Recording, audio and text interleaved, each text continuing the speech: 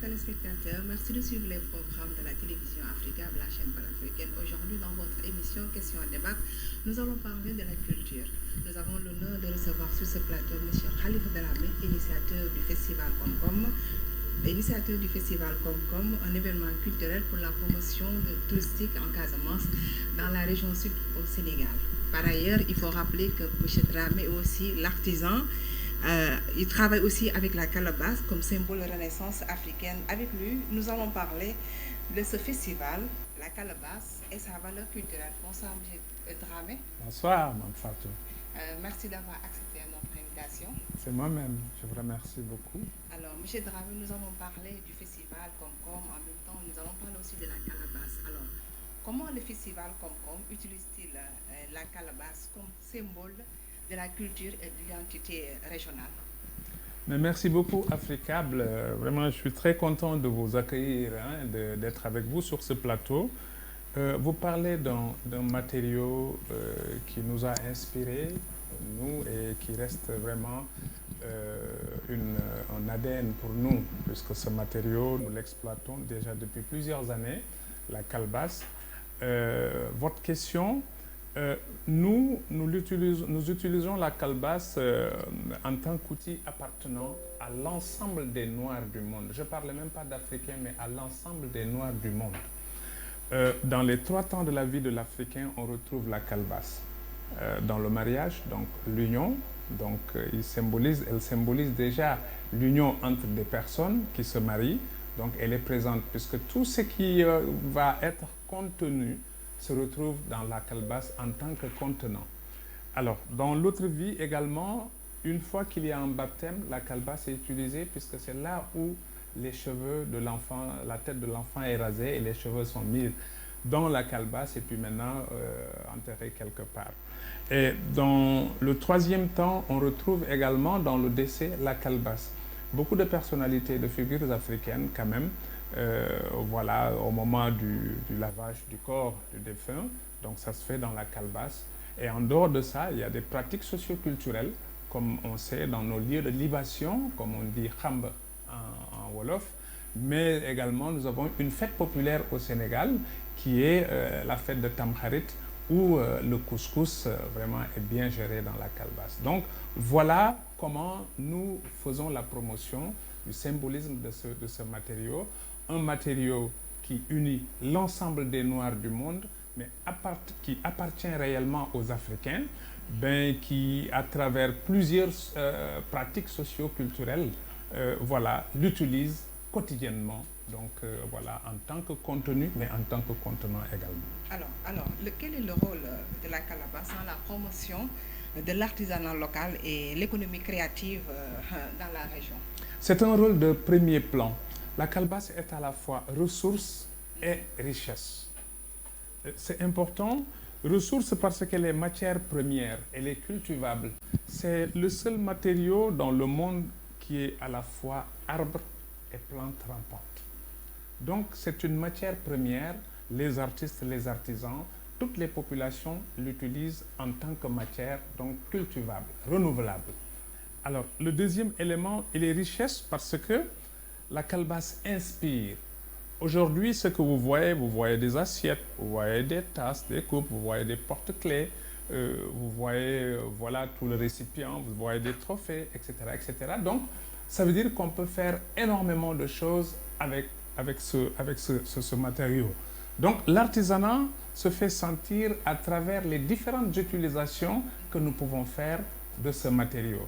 Vous savez, l'Africain, en général, son art n'est pas abstrait, il est utilitaire tout le temps parce qu'il doit servir à quelque chose. C'est là où l'artisanat a une grande opportunité à partir de la calebasse. Donc son rôle dans l'artisanat, c'est de faire en sorte que l'ensemble des éléments utilisés par la femme comme par l'homme, surtout par la femme dans son ménage, voilà, soit fait en calebasse. Ça, on peut le faire. Puisque tout ce qui est ménage, restauration, tout ce qui se trouve dans la cuisine, mais on peut le faire avec la calebasse puisque c'est un récipient qui nous a été donné par Dieu comme ça et qui retrace l'ensemble des outils dont la femme a besoin dans son environnement immédiat. Bol, poêle, tout ce que vous voulez. Donc on peut travailler sur la calebasse par rapport à ça. Monsieur Delam, est-ce qu'aujourd'hui la calebasse peut être un outil de promotion de la coopération et l'intégration sous-régionale? Vous savez, c'est là où c'est intéressant. L'ensemble des peuples d'Afrique se partagent la calebasse. Dans n'importe quel pays africain vous partez, vous verrez toujours la calebasse. Et ça a un intérêt stratégique. Donc ça veut dire que si aujourd'hui on voudrait aller vers une intégration réussie, mais on utiliserait cette calebasse où se retrouvent l'ensemble des groupes ethno-linguistiques de l'Afrique. Hein, que ce soit le Bambara, le Senufo, le Diola, etc., etc. Nous nous retrouvons tous dans cette calebasse et pratiquement les mêmes pratiques socio-culturelles à travers ce matériau se font. Donc pour nous, si on voulait aller très rapidement dans le cadre de la coopération et de l'intégration sous-régionale, mais on utiliserait ce matériau, voilà, qui fait référence à tout ce que nous voulons, mais qui lie également l'ensemble des peuples africains. Donc voilà, je pense que la calebasse peut jouer un rôle assez important dans le cadre de la coopération et de l'intégration sous-régionale. Du fait déjà naturellement qu'elle est avec nous, mais également elle est une ressource économique très importante qui pourrait faire qu'un marché commun africain pourrait naître à partir de ce matériau. D'accord. Alors, quel défi lié à la préservation et la valorisation de la calebasse en tant que patrimoine culturel immatériel? Vous savez, c'est dommage, je le dis souvent, quand j'ai besoin de faire un travail dans mes ateliers, le plus souvent, je suis obligé d'aller en France, au musée du Quai Branly, là où on a toutes les variétés de calebasse. Ça veut dire qu'il n'y a même pas une structure référencée en Afrique où nous pouvons trouver la calebasse. Et ça, c'est dommage, alors que c'est un produit nous appartenant. Alors, donc, les défis, pour moi, il faut d'abord, c'est en deux temps, sur sa situation matérielle, en tant que patrimoine matériel, mais en tant que patrimoine immatériel également. Sur son approche matérielle, ce qu'il faut pour moi, il faut lancer une grande campagne de recherche avec les instituts. On a ici l'ISRA, il y a d'autres instituts en Afrique, pour voir quelles sont les variétés et les espèces de calebasse que l'on pourrait cultiver, que l'on pourrait utiliser dans le domaine de l'agriculture et de l'environnement dans chacun des pays d'Afrique. Puisque il ne faut pas, la calebasse, c'est plusieurs variétés et c'est plusieurs espèces en même temps. Alors, dans le domaine du patrimoine culturel immatériel, nous sommes en train de perdre énormément de choses, les symbolismes de la calebasse. Elle symbolise la femme, la calebasse. Il y a beaucoup de secrets. C'est aussi un outil de communication, la calebasse. Elle fait partie de notre cosmogonie. Elle raconte notre histoire, notre être, nos savoir-faire et nos savoir-être. C'est ce que raconte ce matériau. Hein? Alors, pour nous, il faut une grande campagne d'identification et de collecte, même de diffusion de l'ensemble des éléments de la calebasse qui tournent autour de ce matériau du moins, pour en faire un élément, pour restaurer cet élément du patrimoine culturel immatériel.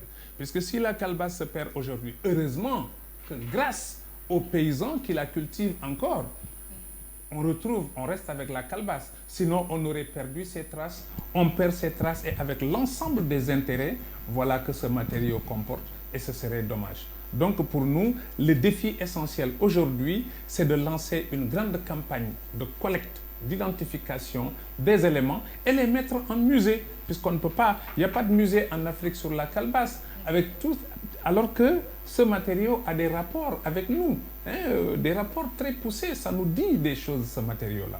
Donc pour nous, il est important d'amorcer cette campagne qui nous permettra d'aller voir les ethnies, les groupes ethno-linguistiques, les populations, pour recueillir les informations comme vous le faites aujourd'hui. Et chacune de ces informations peut servir non seulement au point de vue social, mais au point de vue économique également.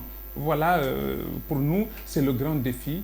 Il faut aller à la recherche de ça. Et après, maintenant, quand on trouvera tout ça, mais on pourrait faire intervenir la calebasse dans tous ses aspects, au point de vue agricole, au point de vue énergie, au point de vue environnement, au point de vue santé, etc., etc., etc. Alors, parlez-nous un peu de ces secrets. Les secrets de la calebasse? Oh, Vous savez, par exemple, en Afrique, en tant qu'élément de communication, par exemple, quand deux individus se rencontrent, une femme et un homme, et voilà, on veut épouser, par exemple, voilà, pour expliquer que cette femme, c'est une fille qu'on te donne, il y a un code sur la calebasse. Quand l'homme vient dans la chambre et retrouve la calebasse retournée, ça signifie quelque chose. Mais quand elle est ouverte également, ça signifie quelque chose, ce n'est pas le même sens. Alors ça, c'est important. Dans les lieux de libation, la calebasse et les cornes sont toujours présentes. C'est important parce que sur le plan même médicinal, hein, on vous dit que la calebasse comporte beaucoup de propriétés qui peuvent même ralentir le vieillissement. Ça, ce sont des universitaires qui le disent, hein, puisque ça lutte efficacement contre beaucoup de formes de maladies, beaucoup de formes de virus. La calebasse peut lutter avec. On nous raconte qu'en Afrique, plus d'une trentaine de maladies sont soignées à travers la calebasse. Donc, dont l'hypertension, le diabète, la varicelle, énormément de maladies qu'on peut soigner avec. Alors, sur le plan environnemental, c'est l'une des pesticides naturels, mais les plus importantes parce que ça maintient le sol, ça donne une vivacité au sol et ça rend la terre beaucoup plus fertile. Et en l'accompagnant avec d'autres cultures, mais on arrive à avoir des rendements assez importants sur le plan agricole. Donc il y a énormément de secrets dans le domaine culturel. Bon, vous allez voir, on ne peut pas dire beaucoup de choses là-dessus, puisque voilà, ce sont des secrets également, mais le rapport calebasse humain, ça ne date pas d'aujourd'hui, dans la mesure où ce matériau a été découvert 12 000 ans avant Jésus-Christ.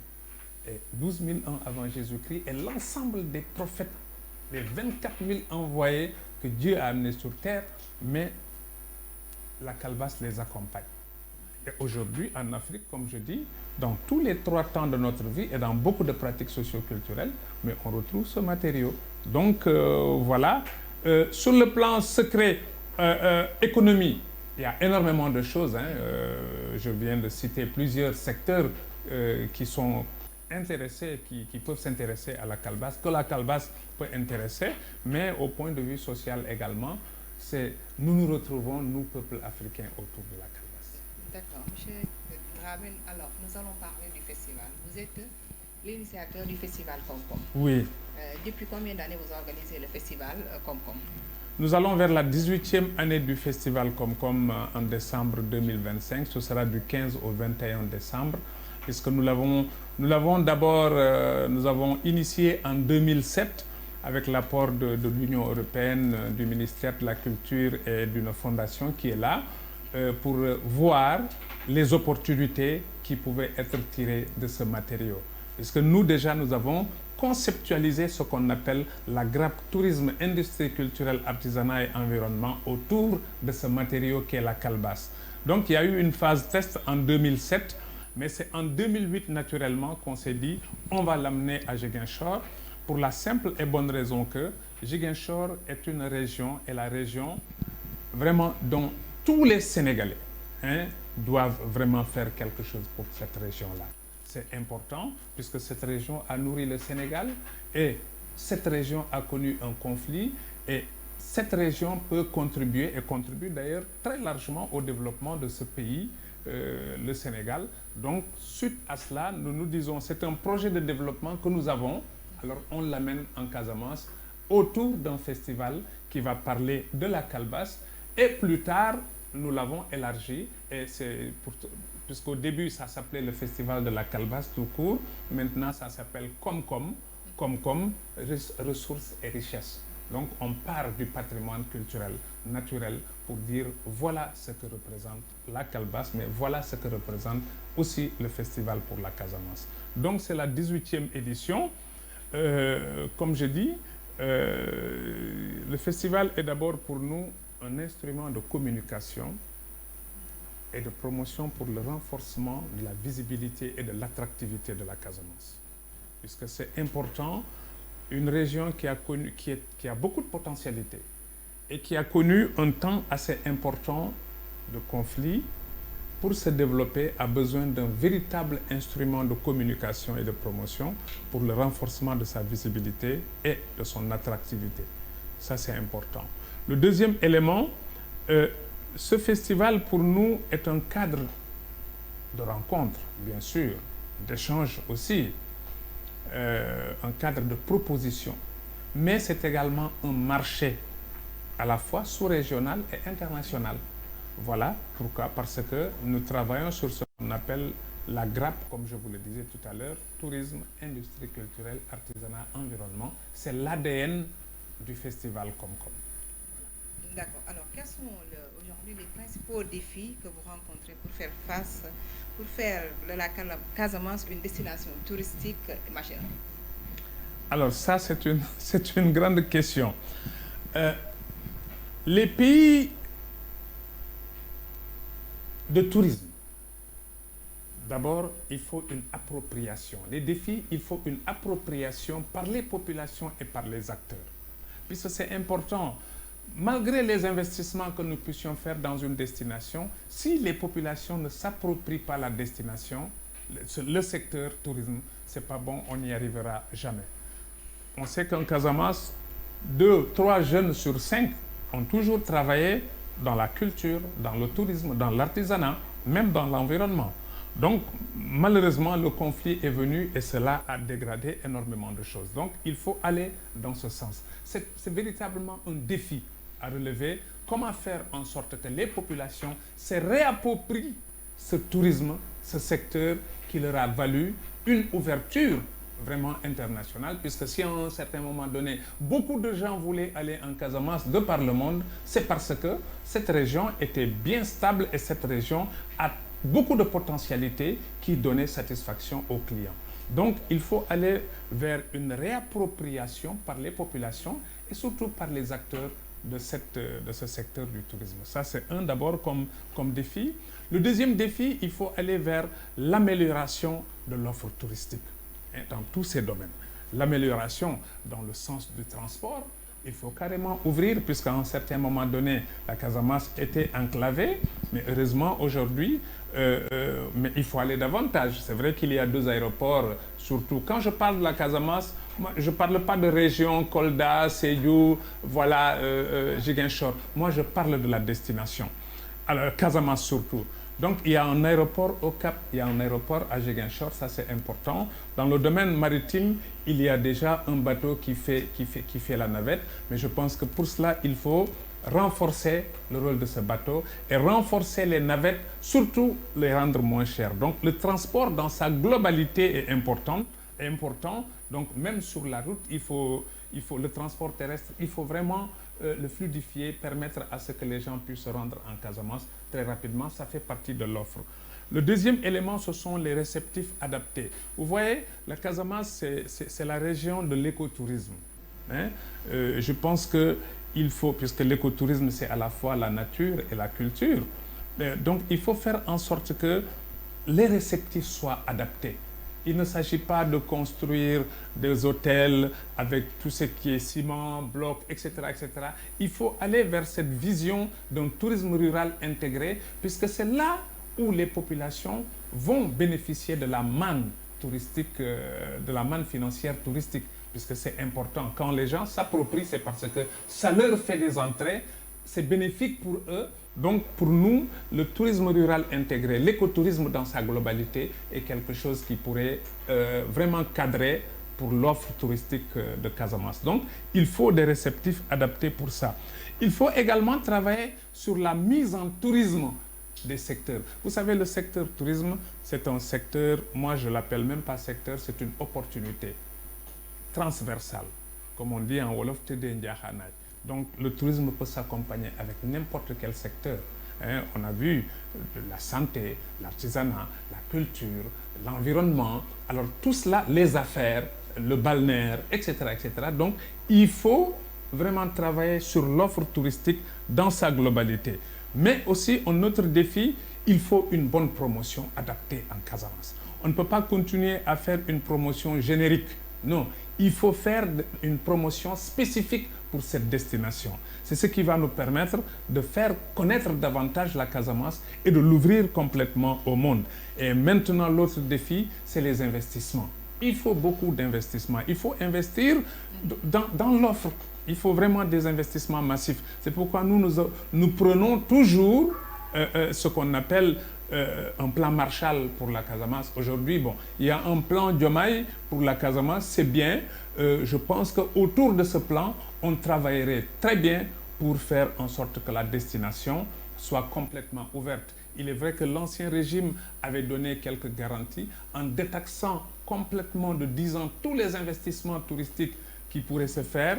Mais bon, malheureusement, le secteur privé n'a pas beaucoup capté et il n'y a pas eu un accompagnement comme il le fallait pour arriver à ces choses-là. Donc voilà, je pense que ce sont les défis. Appropriation par les populations, renforcement de l'offre, amélioration et renforcement de l'offre, promotion dense de la destination, mais également investissement massif à faire dans ce domaine-là. D'accord. Monsieur Nara, vous êtes à votre 18e édition. Alors, est-ce qu'il existe une coopération avec les autres pays de la sous-région? Oui, vous savez, c'est important. On ne peut pas... moi, je ne vois pas le développement, par exemple, du tourisme au Sénégal sans la Guinée-Bissau, sans la Gambie, sans les pays limitrophes. Puisqu'il faut travailler sur plusieurs cibles, même la cible internationale déjà. Combien de touristes viennent en Gambie et fréquentent le Sénégal? Beaucoup. De l'autre côté de la Casamance, comme des îles du Saloum. Alors, la Gambie, déjà, est un pays anglophone qui est présent sur l'ensemble des marchés anglophones. Je pense que c'est important d'avoir des relations beaucoup plus profondes commerciales avec ce pays pour développer le tourisme au Sénégal. Il faut aussi, du côté de la Guinée-Bissau, travailler beaucoup de choses, beaucoup approfondir les relations, les renforcer, les améliorer, surtout dans ce domaine, puisque la Guinée-Bissau est un pays qui parle portugais et qui pourrait nous ouvrir vraiment des opportunités sur le marché lusophone. Ça, c'est important. Donc, pour moi, Mali, Guinée-Bissau, Gambie, même la Guinée-Conakry, la République de Guinée, puisque une partie déjà de Kédougou, à partir de Kédougou, vous voyez tout ce qui se passe en Guinée. Je pense qu'en travaillant sur une politique communautaire, on pourrait arriver à énormément de choses. Dans ces politiques communautaires, comment déjà travailler sur des programmes, comment, par exemple, des circuits communs, des circuits qui partiraient du Sénégal, Gambie, Guinée-Bissau jusqu'au Mali, jusqu'en Guinée, des circuits assez longs, puisqu'il y a beaucoup de pays émetteurs qui aiment ces circuits longs, nous le faisons, mais également sur la participation commune dans les événements. Malheureusement, nous, ici à la CEDEAO, on a des problèmes. Bon, j'ai vu qu'il y a quelques années, la CEDEAO avait encouragé la participation commune à des salons. C'était bien, on a beaucoup travaillé sur cette question, mais il faut aller davantage. En Afrique australe, quand vous allez dans des salons, par exemple en France, à Berlin, etc., vous voyez l'ensemble des pays d'Afrique australe dans un grand espace. Alors nous sommes divisés. Donc vous retrouvez ici la Gambie, vous retrouvez la Guinée-Bissau de l'autre côté, le Sénégal de l'autre côté, mais on ne nous aperçoit, on ne nous voit même pas puisque nous sommes invisibles comme ça. Mais si nous y allons de manière groupée, vraiment dans des actions communes et un grand espace pour l'Afrique, pour la CEDEAO, je pense qu'on pourrait faire beaucoup de choses puisque nous avons des potentialités quand même énormes dans nos territoires respectifs.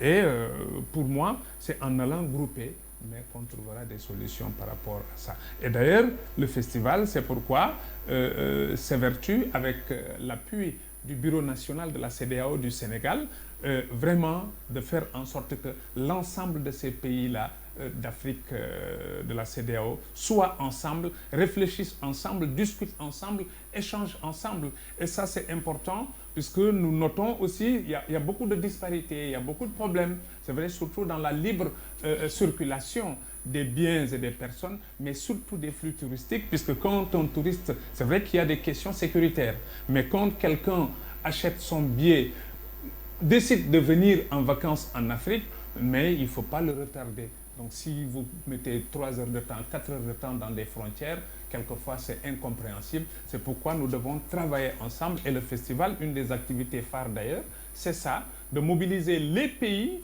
les acteurs publics et privés, même ce qu'on appelle les forces de défense et de sécurité, puisque c'est celles-ci qui se trouvent au niveau des frontières, qui doivent permettre une meilleure circulation vraiment des flux touristiques en direction des pays africains. Justement, quelles sont les retombées attendues du festival pour l'économie locale et sous-régionale? Vous savez, c'est intéressant puisque le festival Comcom, c'est l'un des événements phares de la région et même de la sous-région. Quand je calcule, il n'y a pas de statistiques réelles, puisque dans ce domaine aussi, on a des problèmes. En Afrique, on ne fournit pas beaucoup de statistiques. Mais prenons quelques exemples. Déjà, pour avoir des autorisations de mettre en place le village du festival, tout ça, etc., la sécurité, il faut payer. Donc ça, c'est vraiment financier. L'aménagement du village, c'est payant, puisqu'il faut mettre en place la logistique, toutes les infrastructures qu'il faut pour que les gens puissent venir faire des expositions pendant tous ces jours-là. Alors, toute la logistique également, son et lumière, les stands qu'il faut, tout ça. Quand vous prenez les hôtels, les campements, les auberges, puisque les gens dorment ici pendant une semaine, là aussi, c'est vraiment des choses qui sont payantes. Vous parlez de cachet des artistes, tout ce qu'il faut mettre sur pied pour que les gens puissent faire leurs prestations, etc., etc. L'électricité, l'eau. Maintenant, le commerce qui tourne autour de ça. Les boutiques sont pleines, les Jakarta, les véhicules, les taxis, etc., etc. Mais tout cela entre dans une économie assez forte. Les transports internationaux, interrégionaux, les transports internes dont je citais tout à l'heure, les taxis, les bus, les Jakarta, etc. Les restaurations, les restaurants, les commerces. Donc tout cela, mais bien analysé, mais donne une claire idée de quelle économie parle-t-on autour d'un événement. C'est pourquoi des pays de tourisme, par exemple, comme la France, si la France a 89 millions de touristes qui passent, c'est parce que rien qu'à Paris, on a plus de 20 000 manifestations culturelles qui s'y passent chaque année. Moi, vous voyez pourquoi le Maroc est parti de 2 500 000 touristes en moins de 10 ans à 17 500 000 touristes. C'est parce que le Maroc a multiplié non seulement ses événements, mais a investi également dans les infrastructures. Le Sénégal pourrait damer le pion à tous ces pays-là, puisque nous avons comme potentialité beaucoup de choses que même d'autres pays, nos concurrents directs, n'ont pas, mais il nous reste encore beaucoup de choses à faire dans l'identification de ces produits, dans l'amélioration de l'offre, mais également dans la promotion, surtout dans les investissements à faire dans ce secteur-là. Donc, un événement, c'est toute une économie. Et en plus de ça, il y a la destination qui se fait connaître à travers le monde. Imaginez au même moment où se passe le festival, combien de millions de personnes regardent directement à travers plusieurs canaux de distribution d'images. Donc un événement, surtout quand il est bien structuré, ça peut être une économie. Regardez ce qui se passe avec le carnaval de Rio. C'est l'un des événements culturels les plus grands au monde, mais qui impacte sur le PIB de ce pays-là. On pourrait faire de même. Donc voilà ce que ça représente en termes d'économie, le festival Comcom. Est-ce qu'on peut s'attendre à la délocalisation du festival un peu partout, peut-être au Mali ou en Guinée? Oui, on a essayé, c'est-à-dire on ne délocalise pas, mais on crée un événement similaire. Comme je dis, nous, notre ADN, c'est de travailler dans l'approche. On ne peut pas dire tout simplement festival, culture, on s'arrête là. Non. Ça n'a pas beaucoup de sens, ça ne peut pas avoir beaucoup de portée. Il faut l'articuler à d'autres secteurs. C'est pourquoi nous, cette articulation, on la voit dans l'approche GRAP. Tourisme, industrie culturelle, artisanat, environnement. Le tourisme, c'est le wagon qui va drainer du monde, qui va conduire la culture, l'artisanat, l'environnement. Souvent, ça va être des produits de renforcement de ce secteur touristique. Maintenant, quand le tourisme marche, mais l'ensemble des autres secteurs vont bénéficier de la manne financière, mais également sociale du tourisme. Donc c'est important, c'est pourquoi nous pensons que nous l'avons lancé déjà en Guinée, qui s'appelle Festival Lengue. On a fait une première édition au Cameroun, mais bon, certainement avec les problèmes, les tensions sociales qui se sont déclarées, c'est pourquoi on a un peu reculé. Nous sommes en train de travailler avec la Gambie, avec la Guinée-Bissau, pour mettre les festivals, mais chaque pays va avoir un nom, mais on va travailler sur l'ADN qui est la grappe. Alors au Sénégal également, c'est pareil, on a travaillé, c'est nous qui avons conduit le festival Nyumi Badia à Toubacouta. C'était la 11e édition l'année dernière. Donc on a lancé également le Festival international du costume et voilà, de la coiffure également à Saly. On a lancé ici à Dakar, on a un projet avec la ville de Dakar. D'ailleurs, on a fait 2 éditions des RICAT, des rencontres internationales de la culture, de l'artisanat et du tourisme. Bon, voilà, puisque notre rôle, c'est aussi ça, être des consultants pour les collectivités territoriales ou les acteurs qui veulent mettre en place des projets structurants et impactants, puisque c'est ça l'intérêt.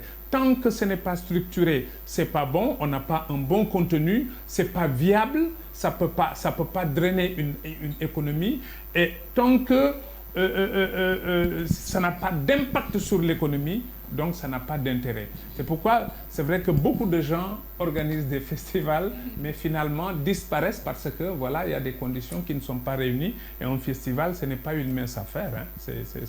C'est un vrai projet. Il faut travailler sur un projet. On se dit, OK, le projet, voilà ce que ça va reporter économiquement, socialement, financièrement, etc., etc. Mais toujours en se basant sur les potentialités et les opportunités qui sont dans le terroir dans lequel ces événements sont organisés. D'accord, M. Dramé, juste une dernière question, un message à l'endroit de nos téléspectateurs de la diaspora. Mais d'abord, leur dire que Africable a été la chaîne, reste la chaîne où tous les Africains de la diaspora doivent porter une attention particulière.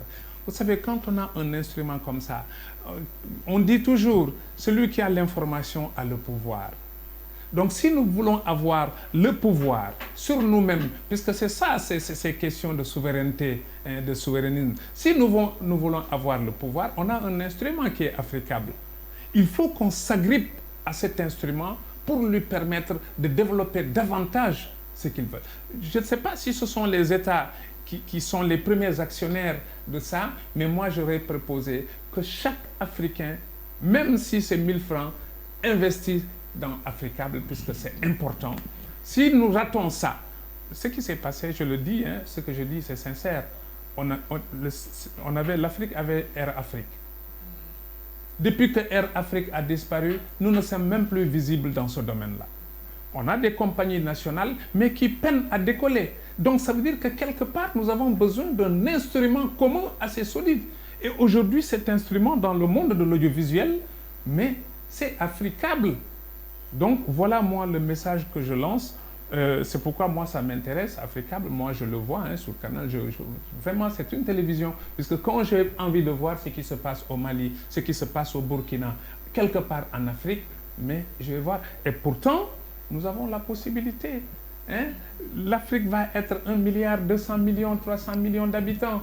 Mais alors, si nous sommes ensemble autour de cet instrument-là, je pense qu'on peut réussir énormément de choses, puisque cet instrument fait la promotion des potentialités de ce qui se trouve dans ces terroirs, dans ces territoires. Voilà donc le message que je lance.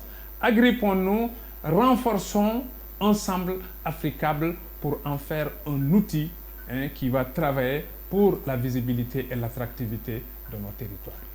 Cher Khalifa Dramé, merci beaucoup. La chaîne panafricaine vous remercie de votre disponibilité. C'est moi-même qui vous remercie et je suis très content d'être avec vous aujourd'hui. Spectateurs, merci d'avoir suivi votre émission Ces questions à débattre. Je vous donne rendez-vous prochainement avec une autre personnalité. Merci et bonsoir.